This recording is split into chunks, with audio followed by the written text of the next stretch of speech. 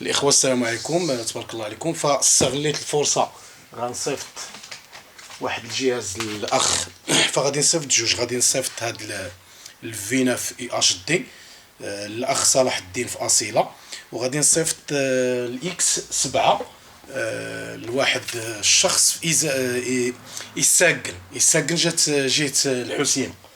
فهادو جوج ديال الاجهزه. فاستغليت الفرصه حيت الخوت تشكاو لي بزاف من الايكولانك فيناف اي اش دي. مناش تشكاو من البلوكاج.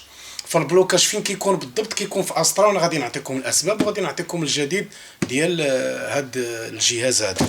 فخوتي باش تخلصوا من المشكل ديال البلوكاج فحاولوا فاش تمشيو للاسطرا، فكما كتشوفوا الميني ديالو هو هذا.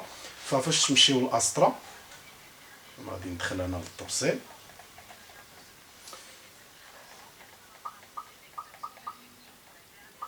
الجهاز على فكره فيه الاندرويد وفيه جهاز استقبال وفيه السيرفر ديال الفونيكس الليميت وفيه الصوتيات. فهو من بين الاجهزه ديال الايكولانك اللي كيحمل الصوتيات في كرشو، ماشي بحال الفينا في اوكتا ولا بحال الفينا في بليس ولا بحال الفينا في برو جوج ولا بحال الفينا في برو. هادو اجهزه فيهم السيرفر ديال الميكان برو الليميت، ولكن للاسف ما كيحملوش الصوتيات. قال لك يقدروا يتزادوا، يعني احتمال ديال 50%.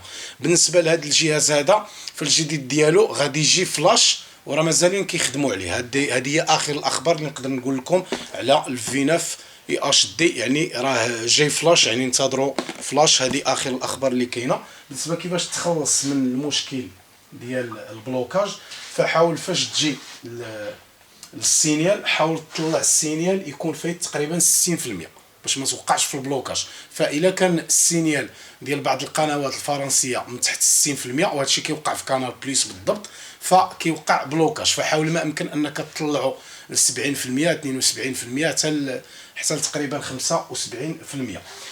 كاين بعض الاخوه غادي يقول لك كيفاش نريغلو هذا. ففيه واحد الخاصيه زوينه، فكتبرك على انفو. ها هي هنا في التيليكوموند، غنوريكم هاد الخاصيه قليل اللي كيعرفها. ففاش كتبرك على انفو كتبرك للدوزيام فوا، يعني جوج الخطرات باش يبان لك هاد الطابلو.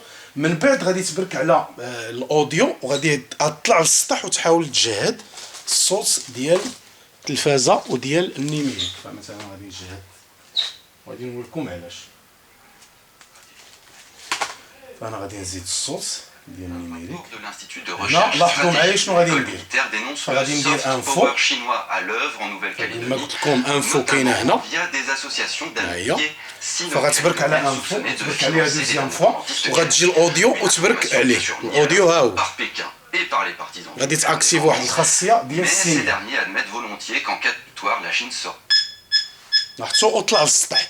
فإلا مشى السينيال، مثلا غادي نحرك السينيال، فانا السينيال هنا عندي راني طالع مزيان.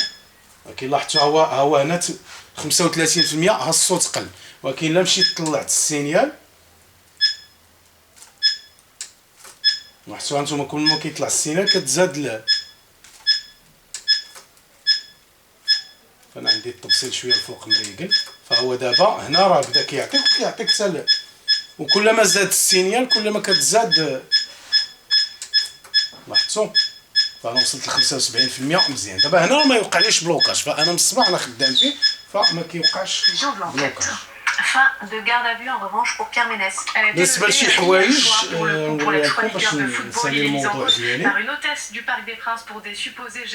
فمن في القنوات انا غادي نخلي لكم في الديسكريبسيون هنا كيفاش تاكتيفي السيرفر. فكتجي الانستالاسيون، كتجي الاودر وكتبرك على الفونيكس، فغير اوتوماتيك كتكونيكتا معاه كيعطيك الليميت. ها هي الفونيكس الليميت. هنا الباتشات. هنا الا بغيتي تزيد شي سيرفرات كتدخل هنا وكدير ماناجمون وكتبرك عليها وكتزيد السيرفر. كتهبط هنا وكتختار التيب ديال السيرفر، واش سيسكام واش نيوكام واش راه فيه بزاف.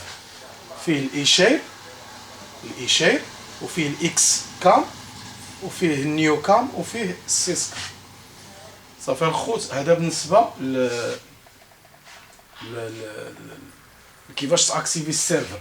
الا بغيتي مثلا حسيتي بالجهاز ثقال ولا هذا، فكنصحك انك تجي الادد اون وتانستالي هنا. كتزيد كدير ادد اند ريموف، كدير ادد وكتاجوتي هاد جوج خاصيات، هاد الكلين ميمواري، وكتزيد حتى واحد الخاصيه وحده اخرى باش ما يوقعلكش، باش مره تبدا تغسل لا ميموار ديال الريسيبتور، وكتانستالي هاد الكاشت كلين. فملي كتانستاليهم فساهلين في الاستعمال. مثلا غادي نوقع على كلين ميمواري ونبرك عليها صافي، هو كيكليني الميمواري باش الجهاز هذا الا كنتي كتخنتش بزاف صافي هو خوالك. عاوتاني كذلك ومثال الخاصيه الاخرى كتجي الكاشت كلين كتبرك عليها، فهنا كيقول لك شنو هي البرامج اللي واكله من لا ميموار ديالو، فانا ما عنديش حيت ما مستعملش، فيلا استعملت الكلين ميمواري صافي. وكتطلق كدير كلين اول راها الا كتلاحظوها، فكتبرك عليها صافي وكيغسل كلشي وانت هي كيقول لك كلين يعني غسل كلشي صافي. كتولي الذاكره ديال الجهاز ما كياكلوش منها هاد التطبيقات هاد صافي. خوتي هادشي اللي كاين في هاد الجهاز. الا بغيتو شي حاجه او ندير عليه شرح اكثر فراني ديجا درت عليه شرح، ف كومونطيو وان شاء الله ما يكون على الخير. يلا تبارك الله عليكم.